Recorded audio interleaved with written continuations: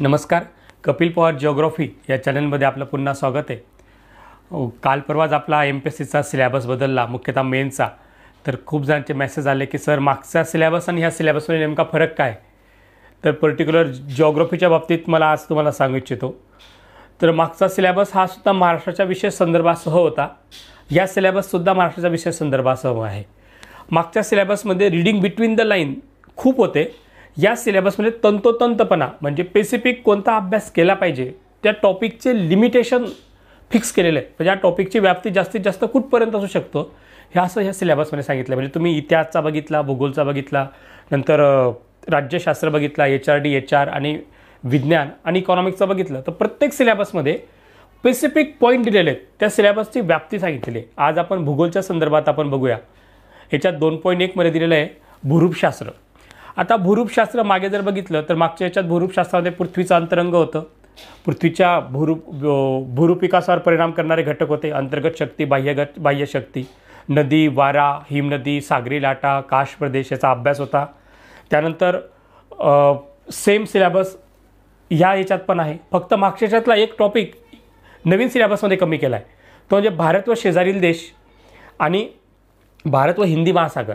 हा टॉपिक आता नाही आहे. तो दुसरीकडे रचना त्याची केलेली, तो आपण बघूया. पण भूरूपशास्त्रामध्ये पर्टिक्युलर जिओमॉर्फॉलॉजी म्हणजे प्राकृतिकमधला पूर्णपणे प्राकृतिकचाच भाग त्यांनी केलेला आहे.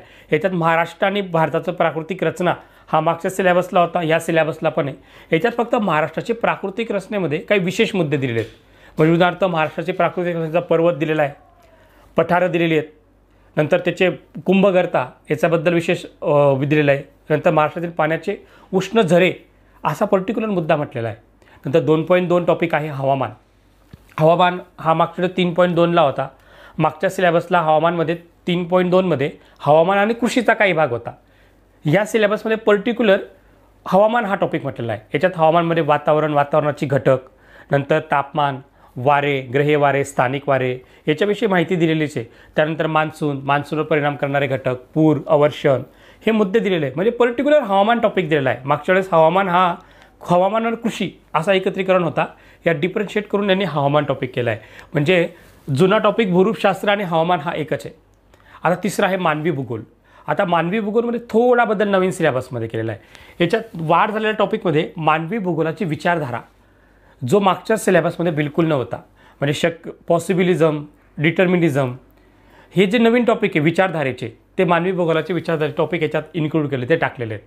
आणि त्यानंतर मानवी वसाहतींची प्रारूप, रचना, नागरिकीकरण हे टॉपिक जसेच्या तसे मागच्या सिलेबसमधले आहे. म्हणजे आपण बघितलं भूरूपशास्त्र, हवामानशास्त्र आणि मानवी वसाहती हे टॉपिक सर्व आहेत तसेच आहेत. फक्त नवीन इन्क्लूड हा केलेला आहे मानवी भूगोलाची विचारधारा. आणि याच्यातले जे एक्स्ट्रा टॉपिक होते, हवामानमधला जो कृषीचा टॉपिक होता तो वेगळा केला, तो पर्टिक्युलर कृषीमध्ये टाकला. ह्या भूरूपशास्त्रामध्ये जे सामरिक भूगोल होता, सामरिक भूरूप म्हणजे हिंदी महासागर आणि शेजारील देश हा टॉपिक वेगळा केला आणि तो वेगळा टाकला. असं हे 2.3 पर्यंत आपण लक्षात घेतलं. त्यानंतर 2.4 हा महाराष्ट्राचा आर्थिक भूगोल दिलेला आहे. आता खरं तर मागच्या वेळेस 2.3 आणि 2.2 आणि 2.3 हे आर्थिक आणि मानवी भूगोल हे दोन्ही महाराष्ट्र रिलेटेड होते. ते एकत्रित करून हा 2.4 आणि 2.5 तयार केला आहे. याच्यात महाराष्ट्राची खनिज संपत्ती मागच्या वेळेस होती, ह्यावेळेस पण आहे. महाराष्ट्राचं पर्यटन मागच्या वेळेसच्या सिलेबसमध्ये होतं, ह्या सिलेबसमध्ये देखील आहे. महाराष्ट्रातील लोकसंख्या जो 2.4ला दिलेला आहे तो सुद्धा मागच्या वेळेस होता, ह्यावेळेस पण आहे. याच्यात नवीन वाढ याच्यात जी केलेली आहे ती मत्स्य व्यवसाय, विशेषतः अरबी समुद्रातील मासेमारी पर्टिक्युलर टॉपिक टाकलेला आहे. नंतर तुमचं लोकसंख्यामध्ये महाराष्ट्राची विशेष अभ्यासासह लोकसंख्या हा पर्टिक्युलर मुद्दा टाकलेला आहे. नंतर ज्ञानधिष्ठित अर्थव्यवस्था म्हणजे आपण फोर्थ इकॉनॉमी ज्याला म्हणतो, जी IT क्षेत्रातली इकॉनॉमी महाराष्ट्रातली त्याच्याशी संबंधित टाकलेला आहे. म्हणजे आर्थिक व्यवस्था ती महाराष्ट्राशी रिलेटेड हा नवीन मुद्दा टाकलेला आहे. म्हणजे आर्थिक भूगोल महाराष्ट्राच्या संदर्भातला हा नवीन मुद्दा या सिलेबसमध्ये इन्क्लूड केलेला आहे. आता 2.6 जो आहे तो पर्यावरण भूगोल आहे. आता मागच्या सिलेबसमध्ये पण पर्यावरण भूगोल हा 2.4ला होता. त्याच्यातले मुद्दे आणि याच्यातले मुद्दे सेम आहे. 1-2 मुद्द्यात वाढ आहे, पण ते पण इन बिटवीन द लाईन आपण त्या अंतर्गत अभ्यास करायचोच. पण आता तो पर्यावरण भूगोल मागच्या सिलेबसचा आणि ह्या सिलेबसचा पर्यावरण भूगोल यात काही फरक नाही आहे. खऱ्या अर्थाने बदल जो झाला आहे तो 2.7 आणि 2.8 या 2 मुद्द्यात झाला आहे. ह्याच्यात अवकाश भूगोल हा एक मुद्दा टाकलेला आहे. खरं तर आपण ज्यावेळेस विज्ञानाचा प्रिलिमला अभ्यास करायचो म्हणजे जुन्या सिलेबसला, त्या विज्ञानाचा आपण तंत्रज्ञानाचा अभ्यास करतो. हे तंत्रज्ञान याच्यात इन्क्लूड केलं आहे. हा तंत्रज्ञानाचा अभ्यास आपल्याला जॉग्राफीच्या अनुषंगाने त्यात करायचा आहे. याच्यात GPS, नंतर रिमोट सेन्सिंग, नंतर GIS, एरियल फोटोग्राफी हे मुद्दे याच्यात दिलेले आहे. हे मुद्दे आपल्याला अत्यंत व्यवस्थितरित्या बघायचे आहे. बघा, लक्षात घ्या, हा सिलेबस जर बघितला तर पर्टिक्युलर मुद्दे त्यात म्हटलेले आहे. आता आपण मेन्सच्या अनुषंगाने जर विचार केला तर आपल्याला रिमोट सेन्सिंग, GPS, GIS ह्याच्यात खऱ्या रीतीने काय अभ्यास करावा तेच लक्षात येत नाही.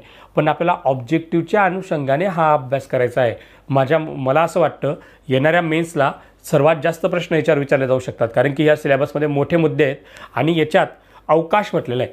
आता अवकाश जर म्हटलं असेल तर याची व्याप्ती खूप मोठी आहे आणि ह्या व्याप्तीचा जर विचार केला तर आपल्याला तितकाच चांगला अभ्यास याच्यात करावा लागणार आहे. म्हणजे हा जो मुद्दा दिला आहे 2.7, 2.8 जो टेक्नॉलॉजी संबंधित आहे, भूगोल आणि टेक्नॉलॉजी याचं कॉम्बिनेशन केलेलं आहे, हा खऱ्या अर्थाने या सिलेबसमधला नवीन बाजू आहे आणि ती आपल्याला चांगल्या पद्धतीने अभ्यास करणं गरजेचं आहे. आणि पुढचा जो टॉपिक आहे तो 3 मुद्दा म्हणजे 3.1, 3.2 आणि 3.3 कृषी, मृदा आणि जल व्यवस्थापन. खरं तर कृषी, मृदा, जल व्यवस्थापन हे मागच्या सिलेबसमध्ये पण होते, तेच मुद्दे ह्या सिलेबसमध्ये आहे. याच्यात कोणताही फरक नाही आहे. एखादा मुद्दा त्या सिलेबसमध्ये स्पष्ट सांगितलेला नव्हता, यात स्पष्ट सांगितलेला आहे.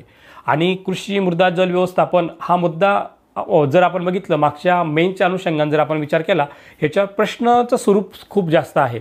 तर त्याकरता कृषीचा सिलेबस मागचा सेम सिलेबस आहे, मृदेचा सिलेबस सेम आहे आणि जल व्यवस्थापनचा सिलेबस सेम आहे. फक्त या सिलेबसमधलं आणि मागच्या सिलेबसचा फरक जर तुम्ही मला विचारला तर मी एकच सांगेन, मागच्या सिलेबसमध्ये भरपूर गोष्टी मोघम होत्या, ह्या सिलेबसमध्ये प्रत्येक गोष्ट तंतोतंत दिलेली आहे आणि ती अधिक एक्सप्लेन केली आहे. म्हणजे थोडक्यात जर विचार केला, जुने टॉपिक भूरूपशास्त्र आहे तसाच आहे, हवामान आहे तसाच आहे, मानवी वसाहती टॉपिक आहे सेम, लोकसंख्या याच्यात महाराष्ट्राच्या विशेष संदर्भाचा आहे, पर्यावरण टॉपिक सेम आहे, कृषी, मृदा, जल व्यवस्थापन सेम टॉपिक दिलेला आहे.